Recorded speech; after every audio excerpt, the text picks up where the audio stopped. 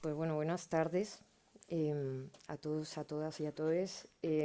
A mí me hace mucha ilusión estar aquí y muchas gracias al equipo Invertebrado, a los tres y demás, por hacer lo posible. Bueno, yo creo que Manu ha introducido bastante bien de qué va esto que os voy a contar ahora, que en realidad también, bueno, se marca un poco en las investigaciones de la tesis doctoral que actualmente em, realizo. Por lo tanto, si veis que me voy un poco por las ramas, pues bueno, es un poco este el motivo, ¿no? De estar un poco imbuida a veces en estos temas. Em, y bueno, me parecía interesante abordar esta cuestión de cómo se trabaja también, ¿no? Poniendo de relieve un poco mi metodología de investigación con archivo en paralelo al paisaje y en paralelo también a un contacto eh, directo, ¿no? con la arquitectura industrial, que en algunos casos, bueno, pues sigue activa, pero que en otros casos, y en muchísimos de ellos diría, es una arquitectura que se encuentra en desuso, ¿no? Es una arquitectura en muchos casos en estado de ruina. En ese sentido, me interesa, como digo, cómo se entrelazan tanto dispositivos materiales con la propia visualidad, pero sobre todo, y en los últimos meses diría lo que ha copado como principalmente mi atención, es esta cuestión que tiene que ver con los afectos o con otro tipo de tactilidades o de eh, tangencialidades incluso a la hora de, como digo, de experimentar el trabajo de campo en el paisaje, incluso de relacionarnos de una forma más cotidiana con él. Eh, estos paisajes, ¿no? Como el que podemos ver en pantalla y otros tantos, creo que son paisajes hasta cierto punto disonantes, en el sentido, como decía, que son como en ocasiones, en este caso en uso, ¿no? Pero también, como decía, en desuso, como que remitan a un pasado, podríamos decir, no ausente, ¿no? Como que atraviesan una serie de circunstancias que por algún motivo o por otro no están resueltas desde un punto de vista temporal, ¿no? Son temporalidades un tanto ambiguas, las del activo y el pasivo, o lo reproductivo y lo productivo, pero también son paisajes que desde esa ambigüedad conectan agencias y medios que nos permiten, creo, que extraer conclusiones más amplias a la hora de abordar cualquier tipo de estudio sobre el paisaje, sobre todo desde la visualidad o, como digo, desde la materialidad. Eh, esta escritura que yo llamo desde el polvo, y bueno, es lo que voy a desgranar, ¿no? A lo largo de la intervención, partió en su momento de un estudio de caso que, bueno, también recuerdo que el equipo lo señaló, ¿no? A la hora de pensar de forma conjunta o más o menos conjunta como de qué iba esta intervención, y es el caso de la ciudad vacacional de Perlora.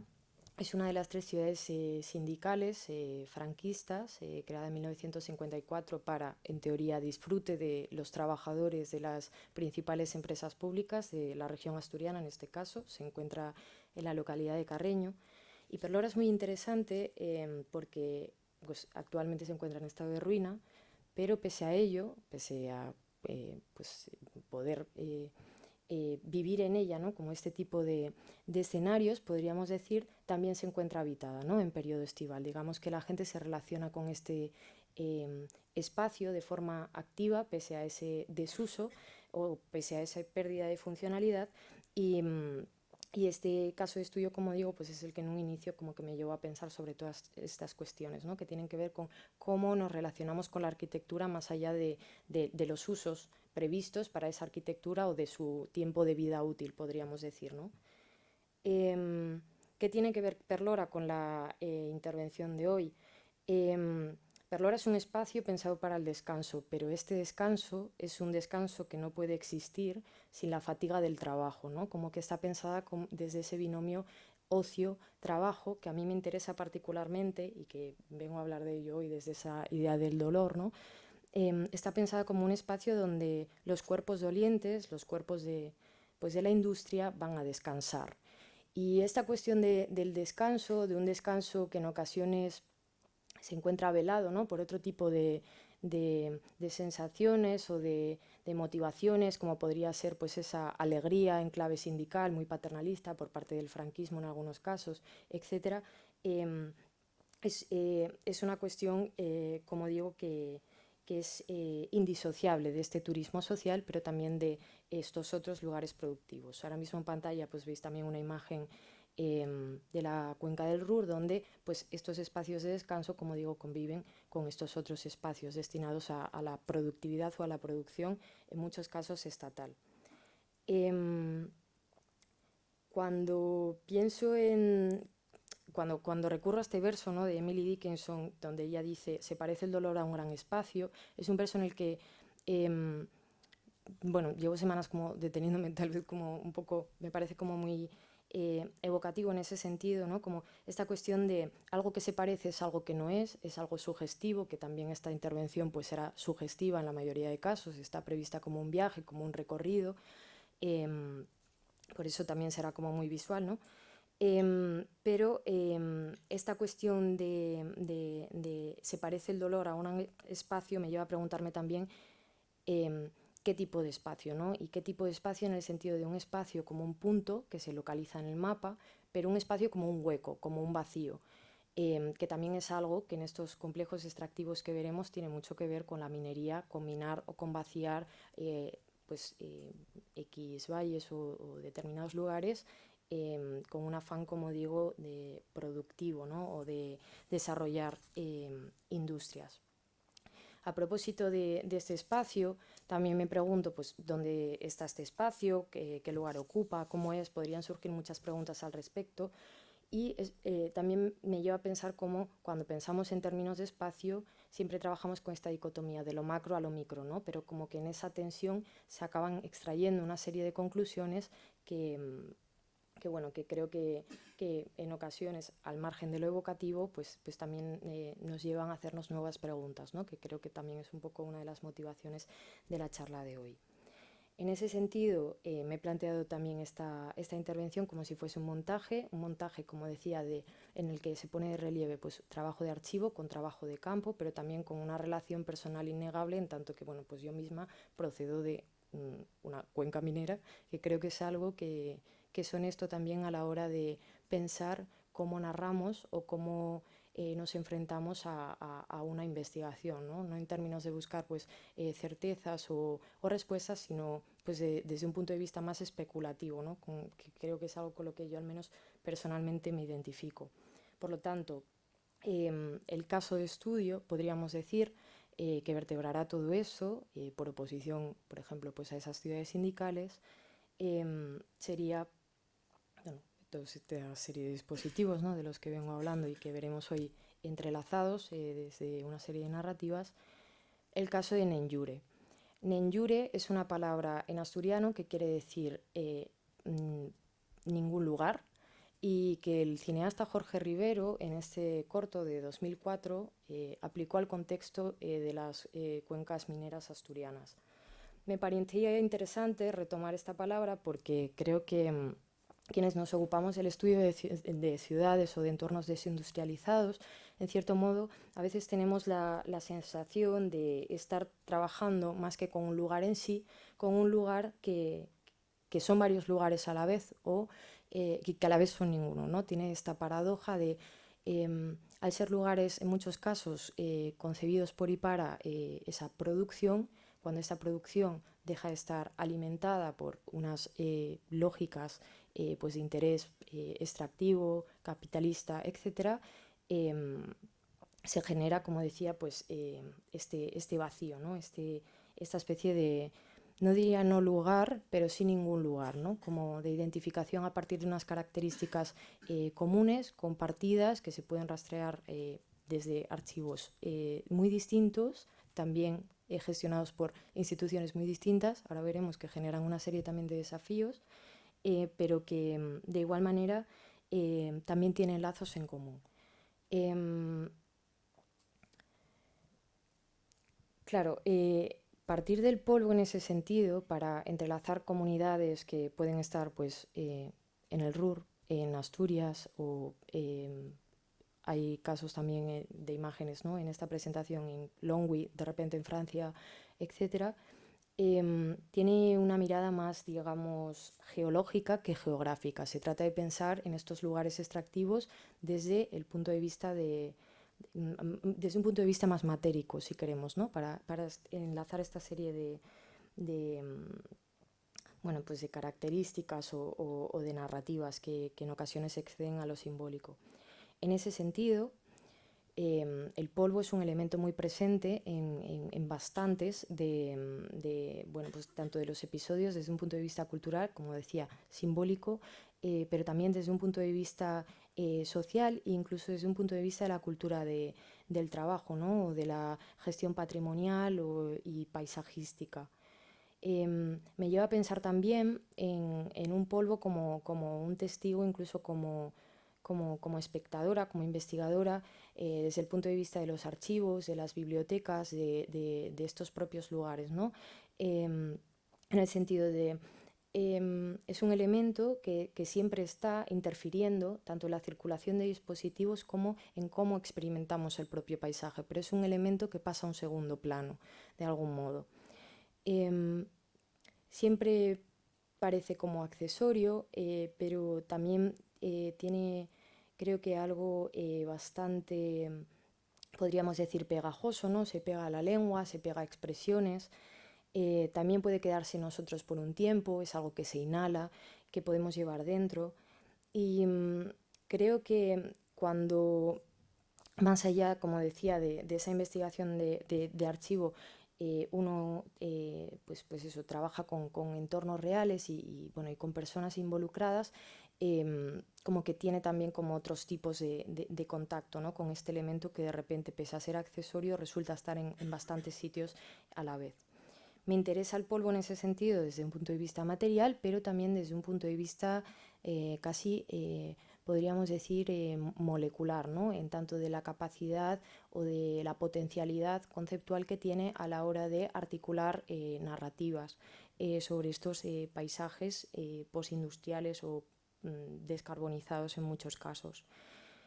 También creo, y aquí hay como, creo que un hackeo metodológico honesto, creo que es un concepto que desde cierta poética permite trabajar con realidades que son muy grandes y también permite corporeizarlas de algún modo, que creo que es uno de los ciertos desafíos, ¿no? Que sobre todo trabajando con paisajes postindustriales se plantea sobre la mesa, ¿no? Como trabajar con recursos que son megalómanos, incluso a ojos de hoy, que son muy difíciles de conceptualizar sin otro tipo de herramientas, ¿no? Más allá pues como digo, la escritura, el propio trabajo de campo, el propio trabajo de archivo.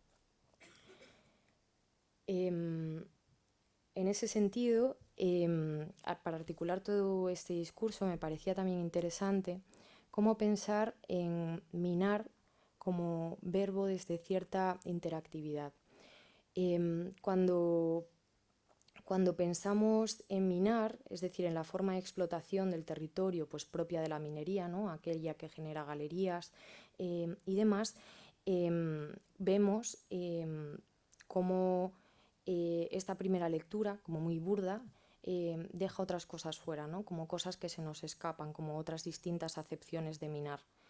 En ese sentido, distorsionar o desestabilizar este concepto, deformarlo de algún modo y trabajar en esa ambigüedad, creo que permite, como decía, introducir un cierto viaje, ¿no? Como por el que iremos transitando, como decía, por distintos discursos a propósito de estos paisajes.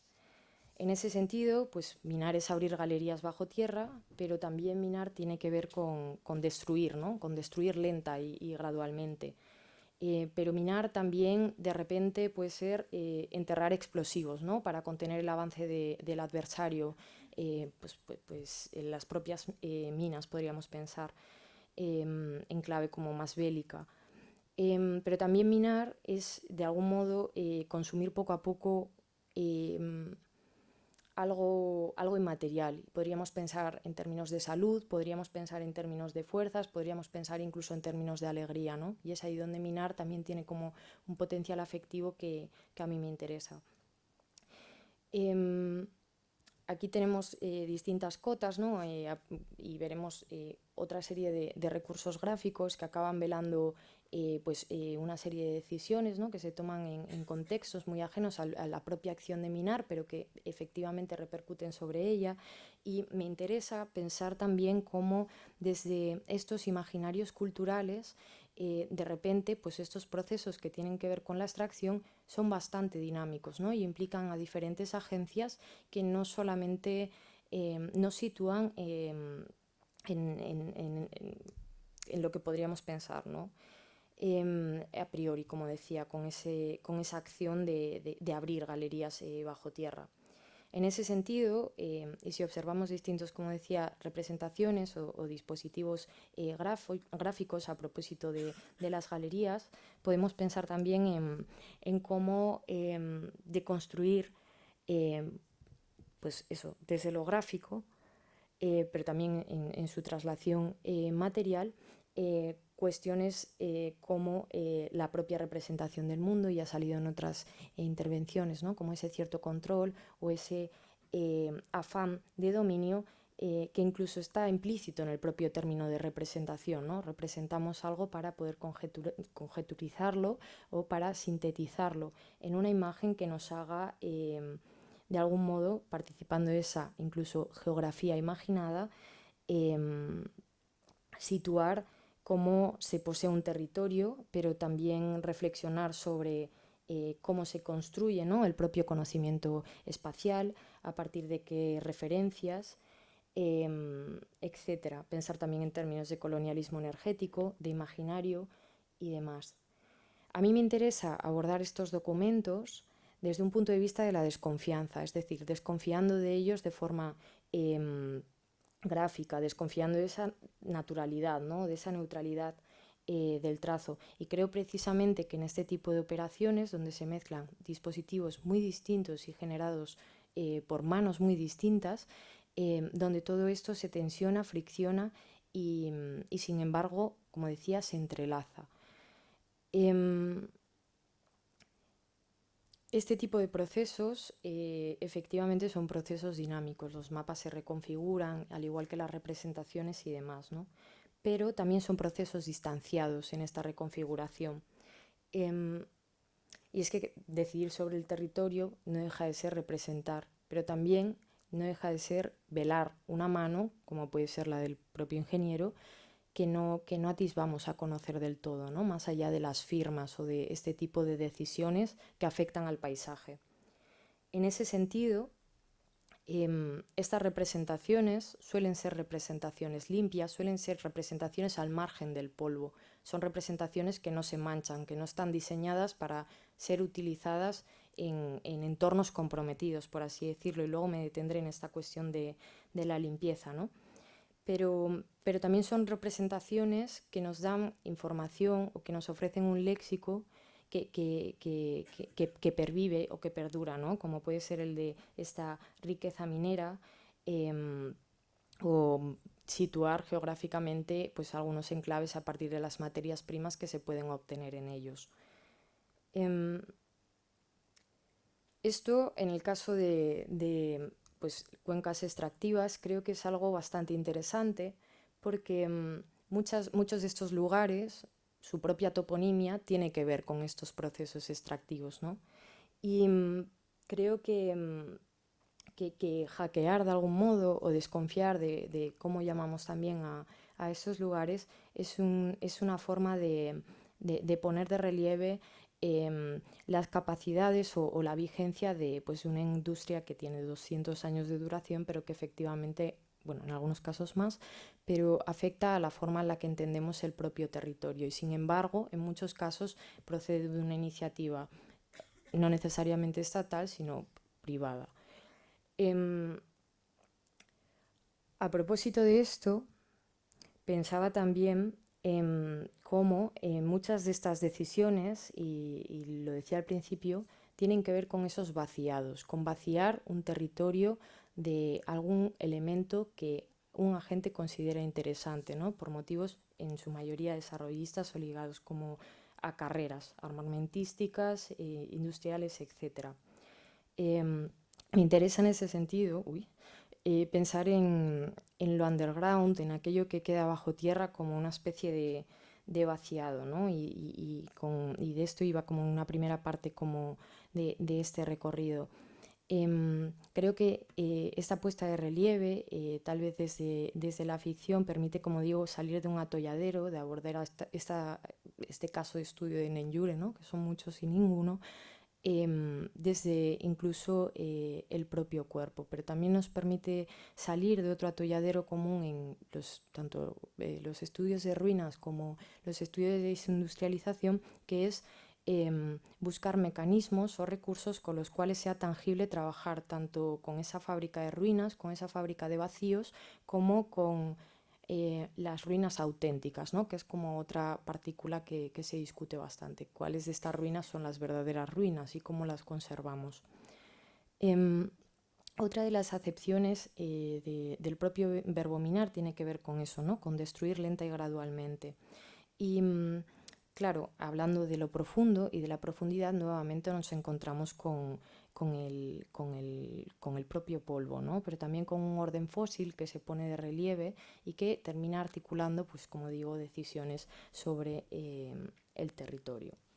En ese sentido, pensar en lo underground es pensar en diferentes formas de entender el subsuelo, y si nos remontamos a los orígenes pues, de la propia eh, geología, vemos cómo las excavaciones del tipo que sea son en un inicio entendidas como esa búsqueda de la verdad, como esa búsqueda del origen.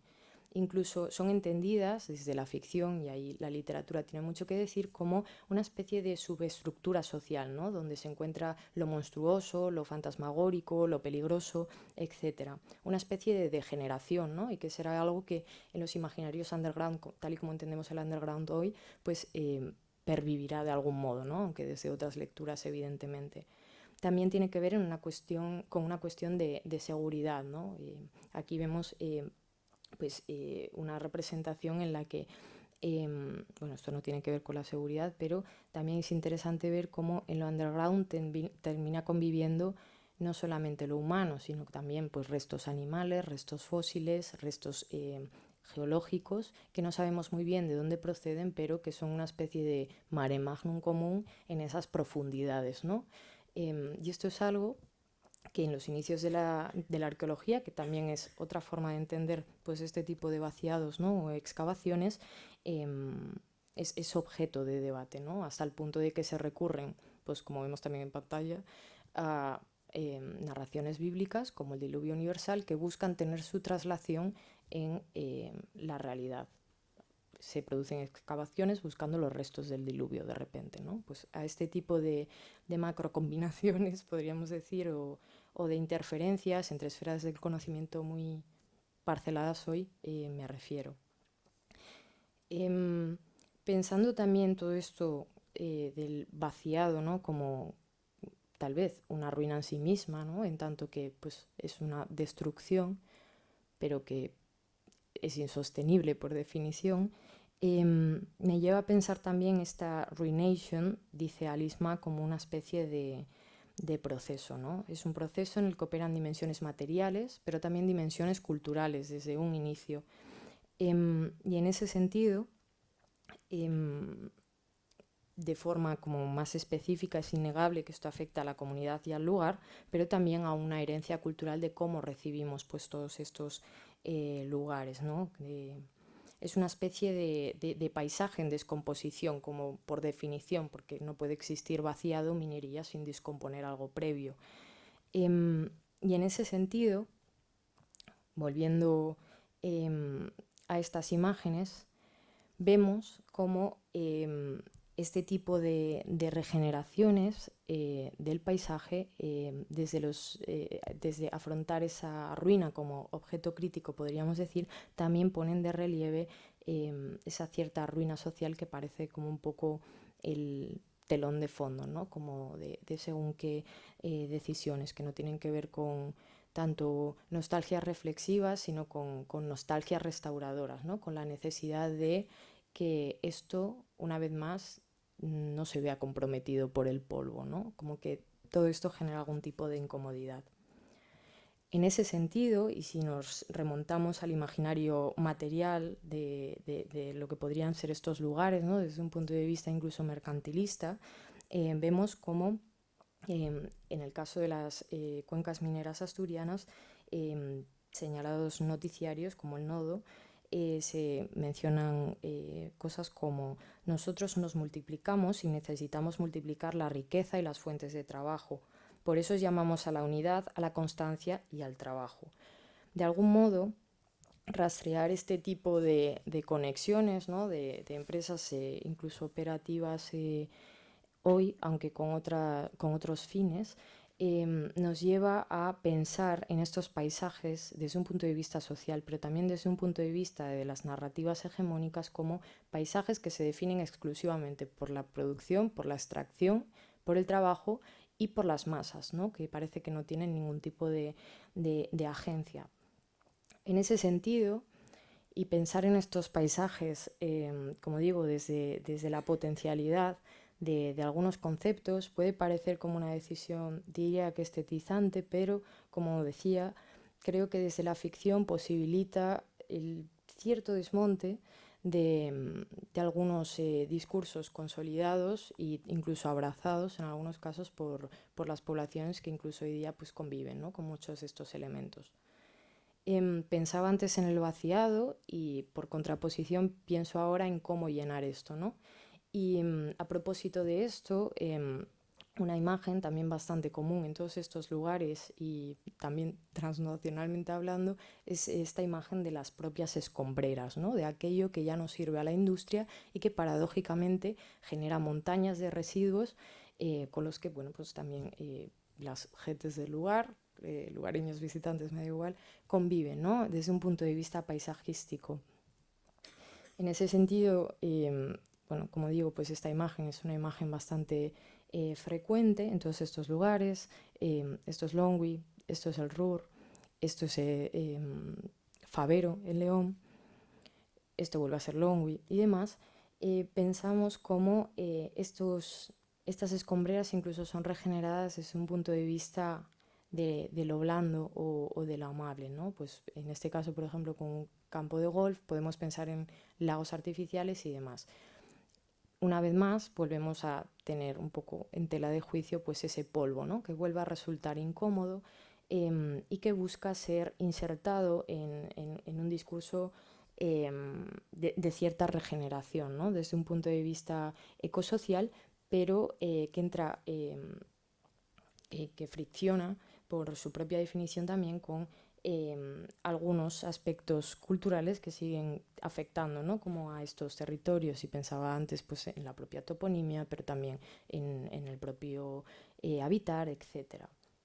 En ese sentido, me interesa cómo estos montículos, podríamos decir, son en cierto modo también regenerados a partir de cierto aislamiento, ¿no? O de cierta, eh, sí, de cierto aislamiento, como de cierto cordón higiénico.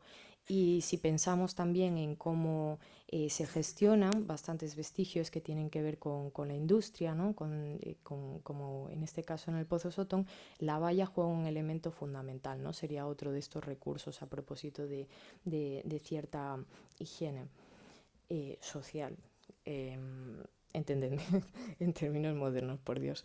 Eh, eh, Pensaba también como esta cuestión pues de esta higiene social, ¿no? en la que se toman decisiones que tienen que ver, como decía, con elementos fácilmente asimilables, como el del propio polvo, en este caso de carbón, en paralelo a otras cuestiones incómodas que no se regeneran a partir de políticas de gestión cultural museística, ¿no? como puede ser eh, esta cuestión de cómo se vela eh, pues todo esto que pervive más allá del paisaje, ¿no? Y hablaba antes del caso de la lengua, pero en el caso de Asturias también me parece bastante significativo cómo la propia palabra que utilizamos para hablar de un niño tiene que ver con un proceso extractivo como el del propio carbón, ¿no? Siendo pues en algunos casos los niños la mitad de las plantillas, ¿no? Por así decirlo, que extraen este mineral y cómo eso de algún modo pervive en el lenguaje más allá de esta toma de decisiones materiales. Que en el caso, además, pues de las cuencas mineras asturianas, pues es algo bastante documentado, ¿no? En paralelo a otro tipo de también recursos de archivo, como las propias revistas años posteriores, que juegan paradójicamente con este tipo de visualidades. Pero también pensaba a partir de esto, cómo desde esa preocupación, como por la suciedad, por el polvo, por aquello que nos mancha, se lee de otra forma tal vez este tipo de estrategias, ¿no? O de planes que de algún modo consolidan, como decía, ciertas formas de vivir o acaban afectando al diseño, a la economía, al medio ambiente, al trabajo y a la técnica, ¿no? Como pueden ser, pues eso, la propia toma de decisiones a la hora de situar centrales térmicas y en paralelo, pues esos polígonos residenciales, ¿no? Otra de las definiciones de minar tiene que ver, como decía, con enterrar explosivos para contener el avance del adversario. Y nuevamente aquí una de las visualidades con la que más nos podemos encontrar desde un punto de vista fotográfico es esta, que tiene que ver con, una vez más, montículos de carbón que detienen el avance, pues en este caso de la policía, en el caso de manifestaciones, movilizaciones y demás, ¿no? Y esta cuestión de cómo, una vez más, nos relacionamos con la sociedad, creo que tiene bastante que ver con eso que Owen Jones dice, con esa cierta demonización, ¿no? De la clase obrera o con esa cierta preocupación, también muy higienista, por otro lado, con este tipo de movimientos, ¿no? Con esta cosa del coal power, que al fin y al cabo, si para, pues termina parando la producción de un país entero, ¿no? Me interesa también, ¿no? Como esta definición de enterrar explosivos desde un punto de vista violento, es decir, en las realidades mineras la violencia se produce desde el punto de vista del trabajo también, ¿no? Son realidades que trabajan con explosivos, son entornos con temperaturas muy extremas, etcétera. Tampoco se trata como de caricaturizarlo, ni mucho menos, pero bueno, hecho en algunos casos, en las minas, por ejemplo, en Alemania no hay baño, en plan, no sé, quiero decir. Y me interesa ponerlo de relieve como con esta sensación, ¿no? O este desafío también desde un punto de vista investigador de trabajar con un espacio que es irritado de base, ¿no? Como en el que conviven pues agentes, como decía antes, pues muy distintos, con intereses muy distintos, pero que tienen que ver con estas violencias, ¿no? Y es aquí donde la cuestión de las afectividades me parece que también se pone de relieve, porque pese a pensar normalmente desde la crispación o pensando en la rabia incluso como una emoción arquetípica, ¿no? Podríamos decir incluso de la clase obrera, de las clases trabajadoras o en concreto de los colectivos mineros, también hay otra serie de emociones como puede ser la propia solidaridad que rastreando en el archivo se ponen de relieve. Por ejemplo, en el caso de las huelgas mineras del 62 en Asturias, se produce como una especie de operación internacional por la cual mineros de otros países, sobre todo en Alemania, apadrinan un minero asturiano y bueno, le sustentan a él y bueno, a él, sí, normalmente a él y a su familia, a estas familias mineras podríamos decir, durante el tiempo que dura la huelga para pues que cubran costes o bueno, que subsistan de alguna forma, ¿no? Facilitando también otras formas de colaboración política. Esto es algo que podemos encontrar en archivos oficiales, tal vez no tanto de industrias. En España estos archivos los suelen gestionar las propias empresas, ¿no? que se dedicaban en su momento a la explotación. En otros países estos archivos se gestionan desde instituciones públicas que en algunos casos tienen otros fines investigadores o que los organizan de otra forma simplemente. Y también se pueden entrelazar desde egodocumentos o archivos más informales, incluso familiares, que pues las familias pueden tener en sus casas, ¿no? Entonces, me parece interesante porque creo que una vez más, y rastreándolo, como digo, desde el polvo, también veis aquí unas servilletas donde se toman decisiones conservadas en un archivo, pensamos en esa contranarrativa, ¿no? De estos entornos violentos o caricaturizados, ahora sí, en muchos casos desde la violencia, desde, como digo, narrativas más hegemónicas.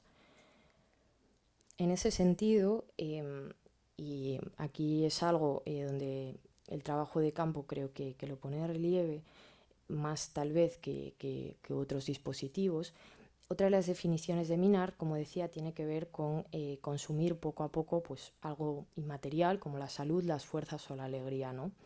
Esta valla de ser minero por un día es lo primero con lo que nos encontraremos si entramos pues, en las cuencas mineras asturianas. En ese sentido, a mí me interesa cómo desde los estudios de la afectividad, o más bien también dejándonos afectar por estos entornos, podemos explorar o tal vez tantear otras cuestiones desde lo que podríamos llamar, o Didi Uberman así lo dice, una memoria saturada. Una memoria saturada es aquella que es amenazada en su propia afectividad, ¿no? Entendiendo la memoria como algo que no es lineal, que es un proceso y que de por sí es fragmentario. En ese sentido, como que esta investigación busca también entender, por un lado, cómo se performa la memoria desde, como decía, distintos recursos visuales, paisajísticos y gestores y gestuales también, pero también cómo en el propio gesto de elegir en el archivo, y ahí sí dejándonos afectar, podemos tomar unos caminos u otros, ¿no? Si una vez más no nos dejamos llevar por cierta visión positivista o higienizada de lo que debieran ser estos lugares, atendiendo a estos pasados monumentales, estelares o edades de oro, ¿no? Como la de la propia industria. A propósito de esto, también es interesante cómo revisitando las instituciones se ofrecen distintos recursos, ¿no? A la hora de patrimonializar todo esto.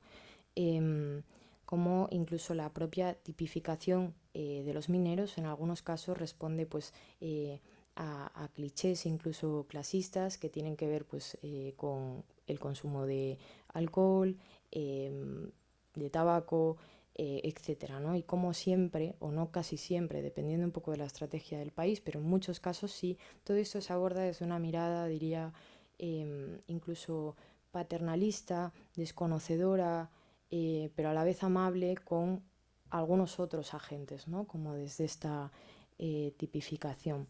Y en concreto, y una vez más desde el polvo, me parece interesante también el caso alemán, en el que como desde ese, como decía antes, ¿no? Caballo de Troya, que nos lleva a otros discursos, desde esa cierta invisibilidad, eh, nos podemos situar en otros discursos también sobre todos estos procesos productivos, pero sobre todo también centrándonos en este factor trabajo. En, en el RUR no tiene ningún problema en exhibir pulmones de mineros anónimos afectados por silicosis.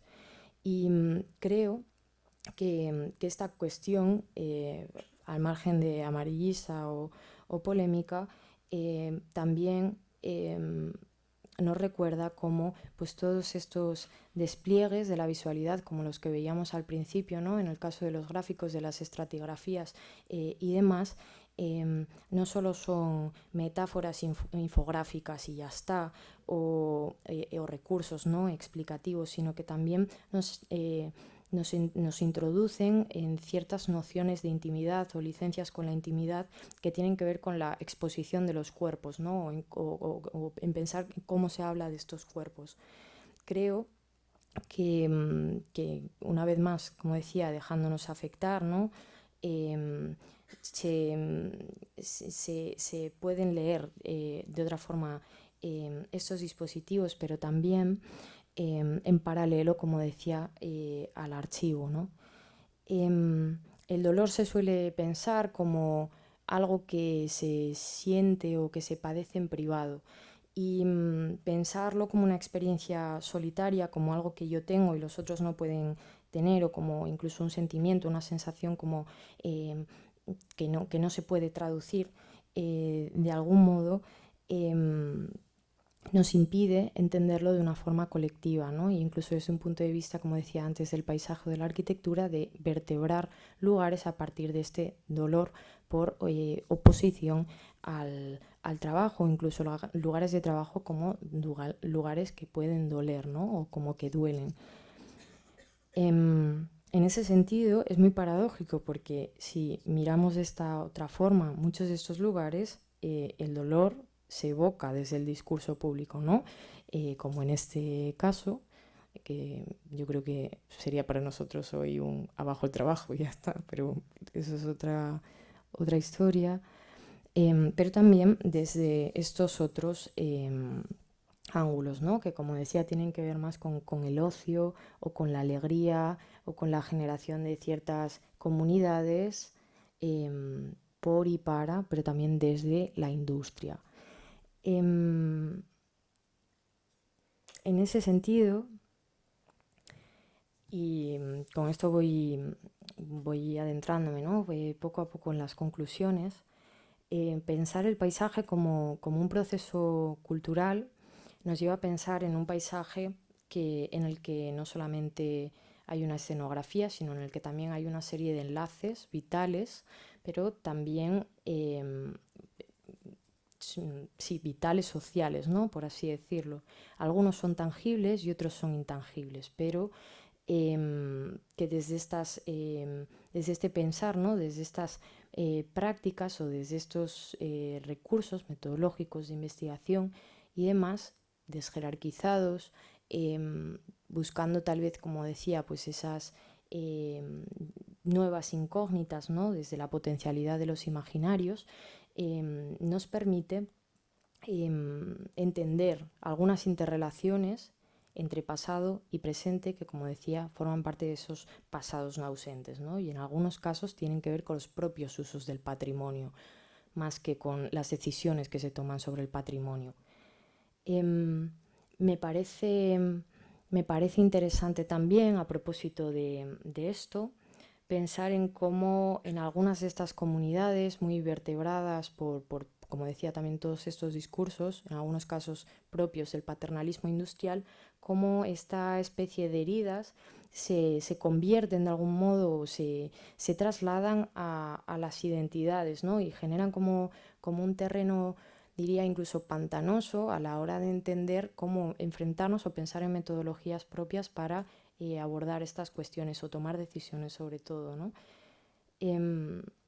En ese sentido, esta especie de fetichización incluso es muy paradójica, ¿no? Por un lado, si la problematizamos, la activamos, y eso pues siempre es interesante, pero por otro lado, no separa la herida de esa historia de haber sido herido. Entonces, genera también una serie, podríamos decir, de modelos políticos, incluso de la subalternidad, que, como decía, se han fetichizado desde la herida, ¿no? Como que esa otredad termina sintetizándolo desde ahí. Y es entonces cuando esas demandas políticas, en muchos casos, pues se acaban convirtiendo en demandas sufridas por esas heridas, ¿no? Más que de otro tipo, de algún modo están como digo, pues eso, apegadas a las propias narrativas, y a mí esto personalmente me parece, y creo que a todas, como un desafío también a la hora de trabajar con este tipo de entornos.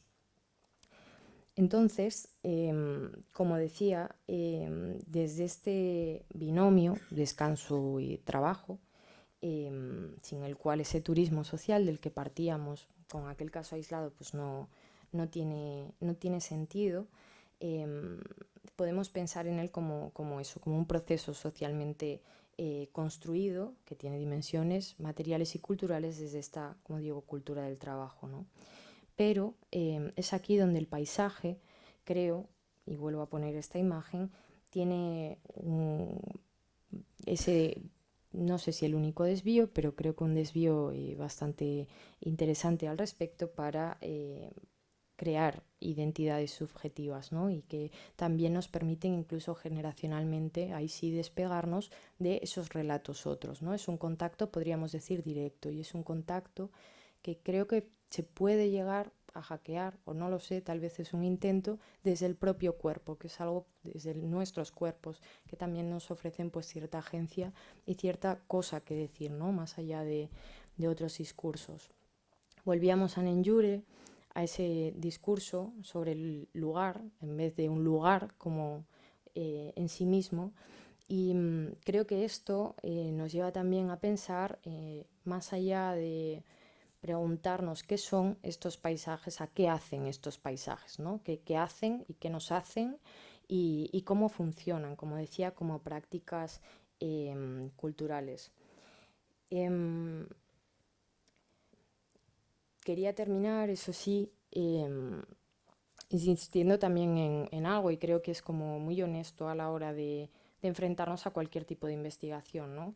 Hemos hablado de vacíos y de emociones que podríamos, y sensaciones, catalogar en muchos casos como negativas, pero en realidad, y es ahí donde recurro otra vez como a cierta política cultural de las emociones, si queréis, nos interesamos por estos paisajes desde el deseo, y muchos de estos paisajes sí que contemplan esta cuestión.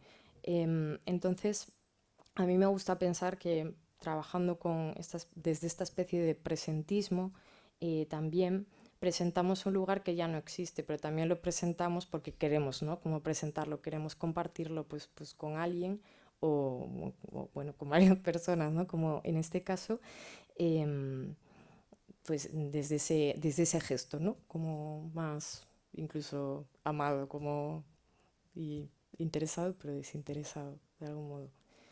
Y eso es todo. Ya está, gracias.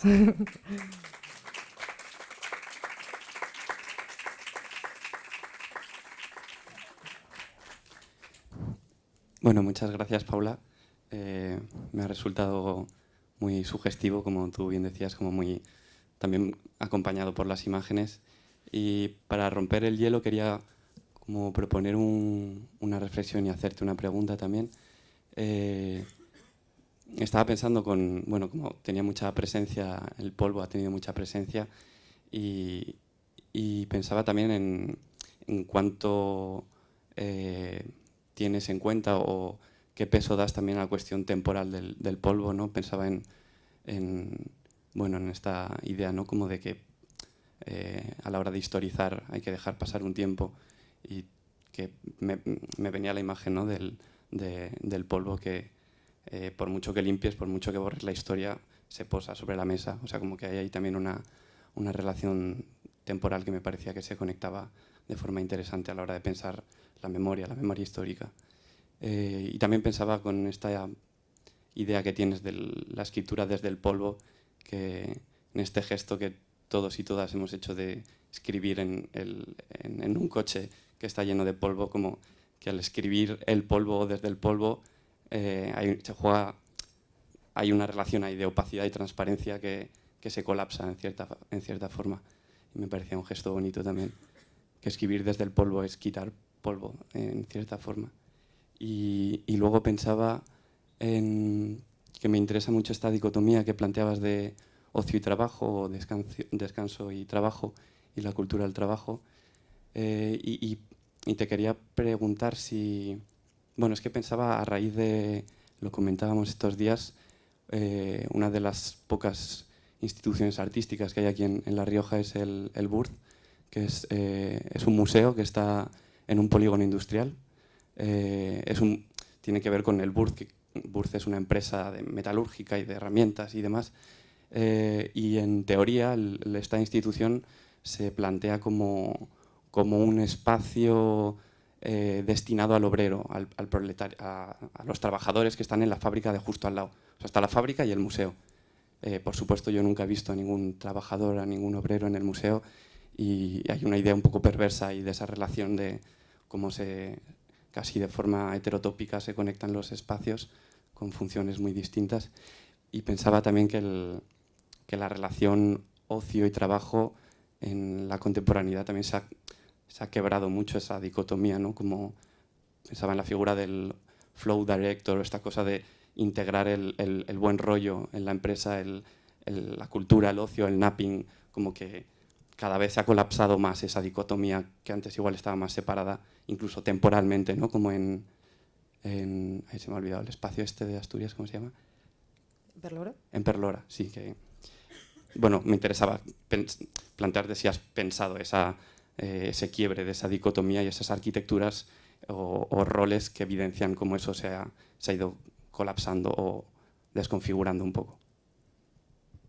Gracias. Gracias, Manu. He apuntado muchas cosas, a ver si me ubico. Me gusta mucho esta imagen de escribir en el polvo porque, como muy bien dices, en realidad, aparte de quitar el polvo, lo que haces es removerlo, ¿no?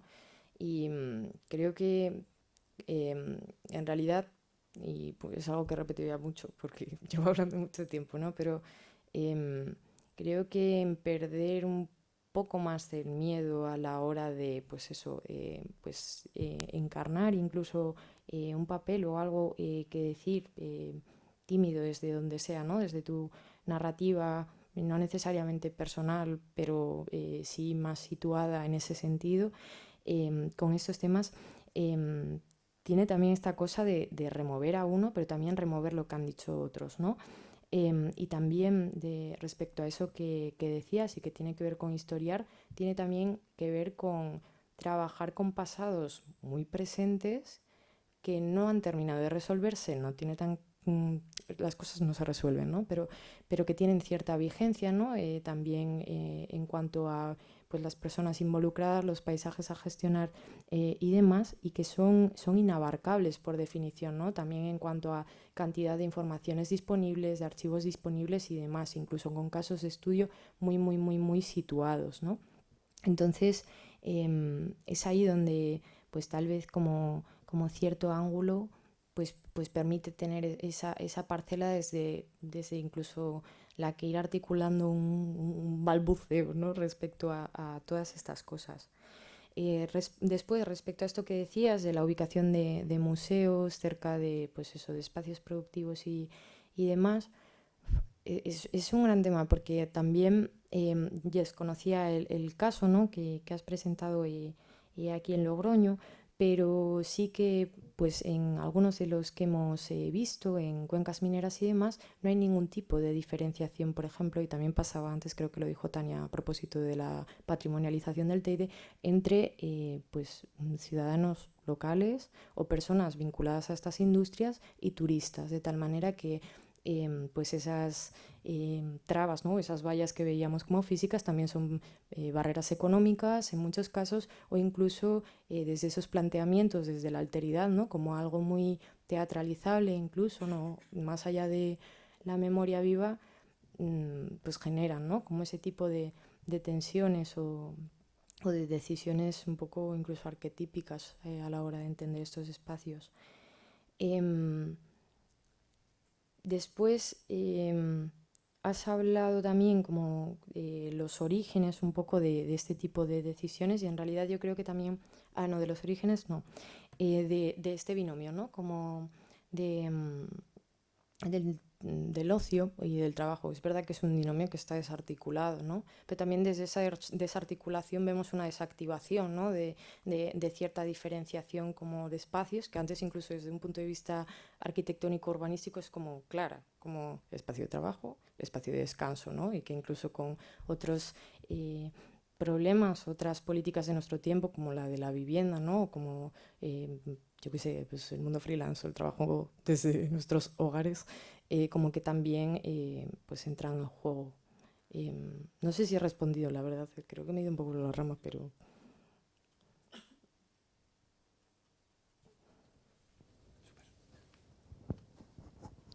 Bueno, Paula, a mí me ha encantado, también me ha encantado la forma de narrar y de presentar toda la investigación. Y yo te quería preguntar sobre una cosa que tú expusiste en los encuentros en la Quinta, que era como estas limitaciones físicas también en acceder a los espacios, ¿no? En plan, es que creo recordar que tú comentaste que claro, a veces esto tenía, o sea, como que pasabas por buscar alguna llave en casa de alguien, por ejemplo, o en plan que, por ejemplo, te enseñaran los archivos familiares, ¿no? En plan, como físicamente. Entonces yo te quería preguntar un poco por esto, por las limitaciones que tiene tu investigación en este sentido desde la metodología, y después te quería preguntar también sobre qué recepción tiene esta investigación como desde, por ejemplo, las familias y estas heridas colectivas, ¿no? Que, bueno, que se van comentando. Gracias, Claudia. Em, a ver, claro, trabajar con archivos informales, egodocumentos, es siempre una decisión personal, entiéndeme, en el sentido de desde un punto de vista metodológico estricto y demás, salvo que contactes, te acerques o busques tener algún tipo de relación, que luego todo esto tiene como cierta linealidad y continuidad, no se trata solo de ir ahí a llamar, ¿no? A la puerta cuando eso, con, me elemento, una figura sindical o alguien que sepas que por X interés, también personal, ha acumulado en su casa X cosas que a lo mejor se iban a tirar, o un archivo de repente fotográfico de alguien pues muy apasionado o apasionada por la fotografía o de estos enclaves o de su familia en general trabajando. Salvo contados casos así, todo esto también responde a una elección personal y incluso de cierto tanteo a veces, ¿no? Como de intuir dónde puede haber algo, pues que para eso que tú quieres investigar, pues puede venir bien. En mi caso, vengo de una familia minera y también pues bastante politizada. Entonces como que este tipo de decisiones a veces son muy orgánicas y como más accesibles en ese sentido. Pero como decía, esto también es una limitación desde un punto de vista de, pues de limitar que sí, que no y por qué.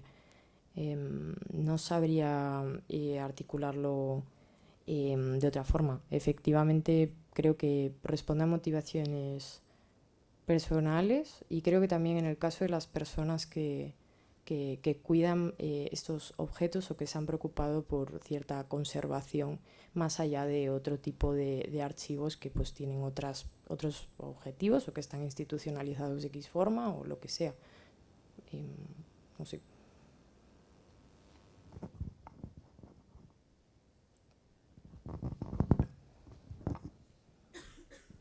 No sé si alguien tiene alguna pregunta más.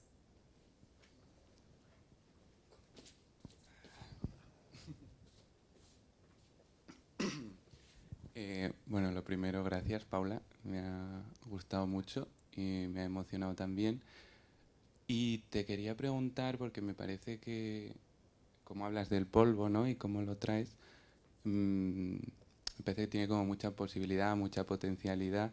Y te quería preguntar, no sé si es por donde tú quieres llevarlo, pero me ha recordado en mi familia, hay muchas mujeres que han tenido que hacer una histerectomía, que es vaciar la matriz, ¿no?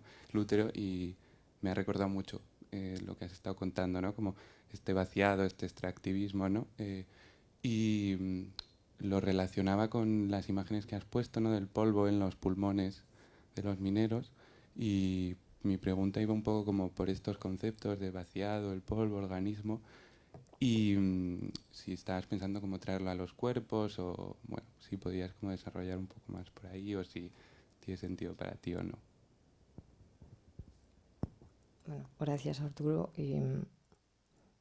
No lo sé, lo pensaba ahora. Creo que, a ver, estas asociaciones al fin y al cabo como entre cuerpo, arquitectura, paisaje, como que se llevan dando años y paños, ¿no? Podríamos decir, o sea, son como un tema incluso fundamental dentro de la historia de la arquitectura y demás.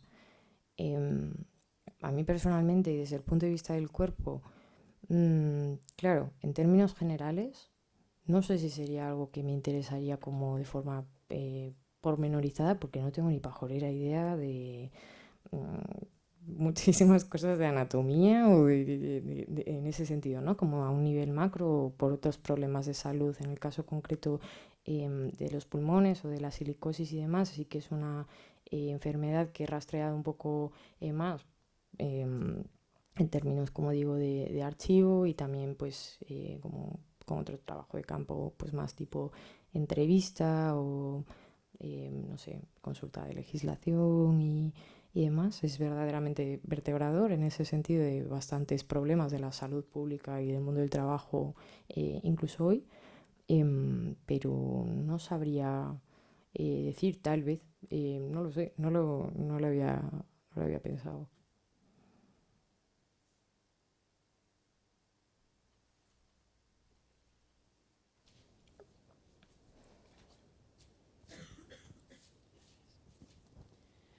Hola Paula, yo quería seguir un poco con la pregunta de Claudia, porque me ha y hilándola con la pregunta de Yuji a Raúl antes, con los propios, o sea, la relación de tu investigación con las personas mineras, con los mineros, que como tú acabas de decir, o sea, como acabas de explicar que tu familia pues vienes de familia minera, entonces, bueno, entiendo que en tu familia se percibe la investigación de una forma distinta o como tu punto de vista sobre ese paisaje minero, pero ¿cómo se ha recibido? Como le hacía antes la pregunta a Raúl y Raúl presentaba las personas, los técnicos trabajando en el camino de su investigación, ¿cómo ha sido en tu caso? ¿Cómo se ha recibido o cuando has interactuado con ellos, eso, cómo se recibe tu trabajo? Gracias, Carmen. A ver, claro, todo esto es complejo porque los grupos mineros, familias mineras, personas del mundo de la minería van desde un ingeniero de minas hasta pues un picador. Entonces, dependiendo un poco pues de las personas a las que he ido pues entrevistando o con las que mantengo contacto, que es otra forma de llamar a algunas relaciones, pues se recibe de una forma distinta. En general, creo que en el trabajo en estos entornos y lugares, tanto aquí en España, al menos en Asturias, como en otros países, se recibe bastante bien porque la gente tiene muchas ganas de contar muchas cosas y de que de algún modo como que haya una especie, lo decía antes, pero también de memoria viva, ¿no? Como de que no se avive la preocupación, que no dejemos de hablar de estos lugares más allá de etapas de transición energética o de, como decía antes, toma de decisiones sobre el territorio. También hay pues otro tipo de agentes, por ejemplo, de quienes están más vinculadas pues, a la lucha sindical, tienen otro tipo de motivaciones. A lo mejor cuando te interesas o preguntas o te sacan o muestran y demás, también tienen ganas como de ofrecer su versión de los hechos, ¿no? Que es otra como de las limitaciones o en ese sentido de los desafíos a los que te tienes que enfrentar. A lo mejor te cuentan una anécdota de una reunión de no sé qué, entre sindicatos de varios países o en una conferencia internacional de minería y tienes que ver porque no necesariamente hay actas o las actas no lo cuentan todo o demás, ¿no? Y luego también pensaba, con esto que decías, de cómo se recibe desde el punto de vista de las instituciones, y es algo que resonó también bastante ayer, ¿no? A la hora de hablar de cómo se trabaja con archivos o ciertas trabas o ciertos tropiezos con los que nos podamos encontrar, y es, bueno, en función de que vayas un poco también buscando, ¿no? O que vayan viendo según qué interlocutores, empresas o instituciones públicas que vayas a poder decir o que estás pidiendo, pues hay también una recepción u otra que en muchos casos, y sobre todo cuando se estudian cosas que tienen que ver con la salud o con problemas que a día de hoy, pues como digo, siguen vigentes o siguen sin resolver, bueno, pues puede generar cierto rechazo o genera cierto rechazo, ¿no? O no sé. No sé si he respondido. Todo esto también es como, yo siento que también al pertenecer como a un macroproceso, como es como una tesis doctoral, muchas de estas cosas como que parece que siempre como que están en el aire y yo espero y deseo también como que en algún momento aterricen. Entonces, que todo esto también parece como que llega la narrativa poética de turno no sé, a decir cosas, pero que en algún momento, o a mí personalmente me gustaría que se pudiera devolver de otra forma, ¿no? O como pensar en otro tipo de colaboraciones, incluso como pues con las personas involucradas, más allá de la escritura incluso.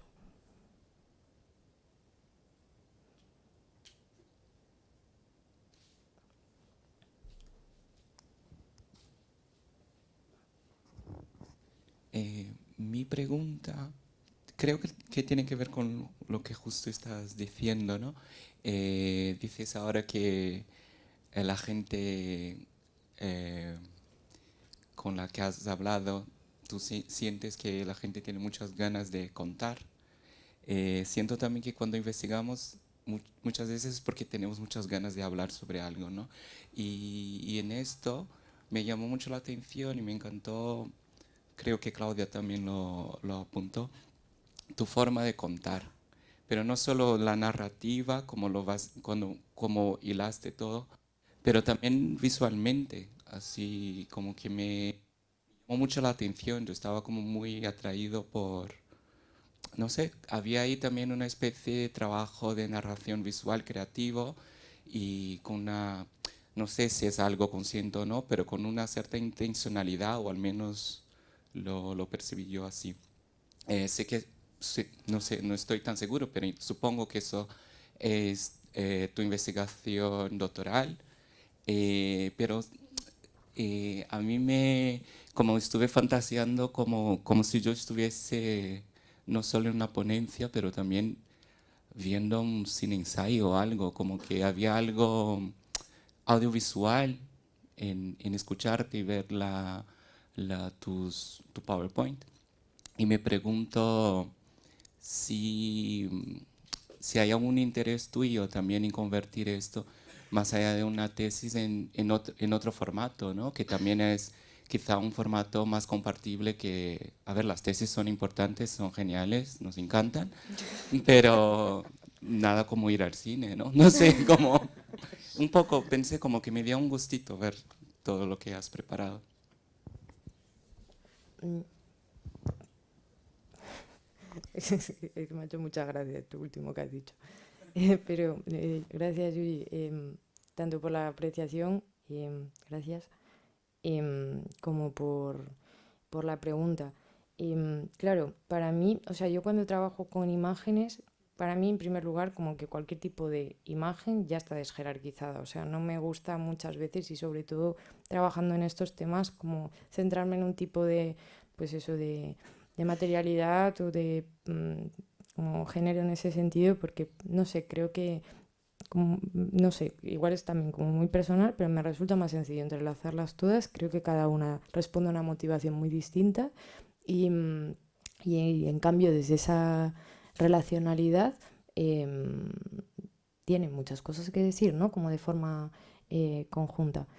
Entonces mi manera de entender en ese sentido la escritura no sería como el comentario de la imagen, sino como que creo que la imagen por sí misma también genera relaciones, genera conocimiento y de una forma muy distinta a tal vez como otros presupuestos más logocéntricos o basados en racionalidades que, pues, que tienen otro tipo de trayectorias o de incluso metodologías de trabajo.